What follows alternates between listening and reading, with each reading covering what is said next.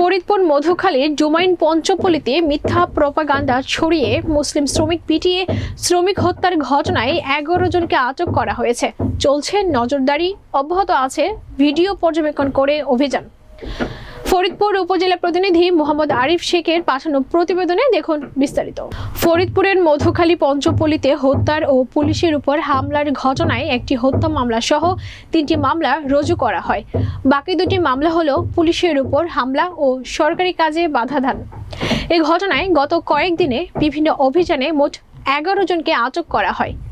আটককৃতরা হলেন উজ্জ্বল কুমার মিত্র, তপন মণ্ডল, বিশ্বজিৎ মল্লিক, প্রসেনজিৎ সরকার, সুজয় বিশ্বাস, অনুপ রায়, টুটুল মণ্ডল, কনক বিশ্বাস, তনয় ভাদুরী, বিনয় সাহা ও গোবিন্দ সরকার।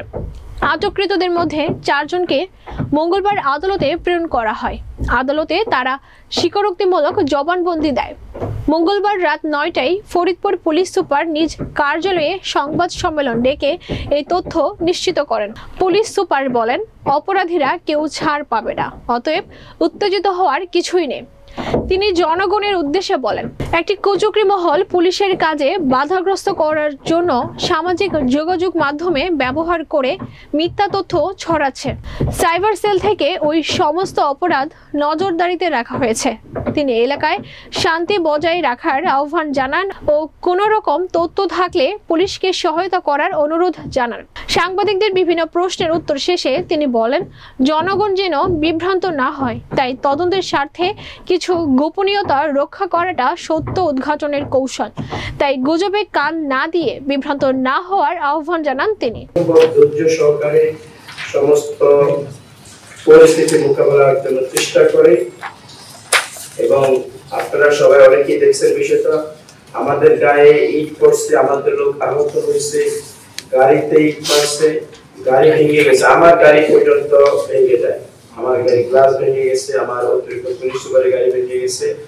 তারপরেও আমরা কোনো মানুষ যাতে হতাহত না হয়, আমরা যতটুকু ধৈর্য ধারণ করা সম্ভব ততটুকু প্রফেশনালি ধৈর্য ধারণ করে সকল বিষয়গুলোতে আমরা মানুষকে বোঝানোর চেষ্টা করি এবং এটা অবশ্যই তাদের বিশেষ কোনো স্বার্থ উদ্ধারের জন্য, বিশেষ কোনো কিছু তারা প্রাপ্তির জন্যই কোনো বিশেষ গোষ্ঠী এই কাজটা করছে বলে আমি মনে করি। এবং আমি এই ঘটনা এই কাজের জন্য আমি তাদের নিন্দাও জানি, তারা যেহেতু মানুষকে কষ্ট দিয়েছে, দেশের সম্পত্তি নষ্ট করছে, এটা অবশ্যই নিন্দনীয় একটা কাজ করছে এবং এই জন্য যথাযথ প্রয়োজনে আমি আইনগত ব্যবস্থা নিয়ে থাকবো যে তাদের এই অপরাধকে আইনের আওতায় অবশ্যই আমরা আনবো।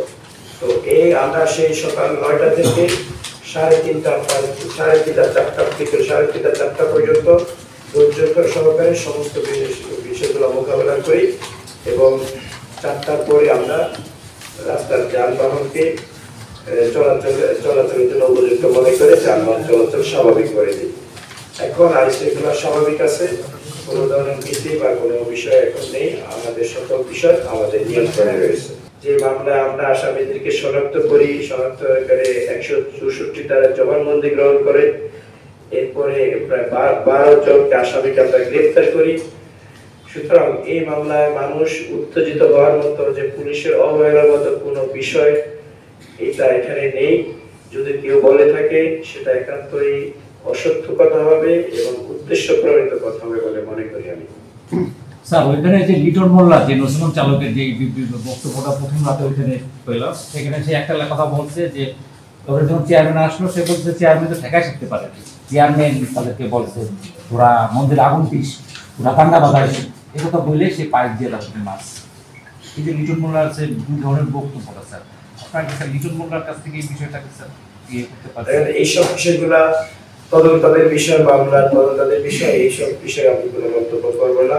মামলার তদন্তের সময় স্যার, আমরা একটা জিনিস জানতে পারি যে এই ফেসবুক বা অনলাইন বিষয়টা নিয়ে একটা সাইবার সেল গঠন হয়েছে। এখন পর্যন্ত যে আমরা যে স্ট্যাটাসগুলো দেখতেছি বা পিছনে যে স্ট্যাটাসগুলো আসছে, এর মানে অনলাইনের যে প্রপাগান্ডা, এই বিষয় নিয়ে কোনো ব্যবস্থা নেওয়া হয়েছে কিনা বা কোনো তদন্ত?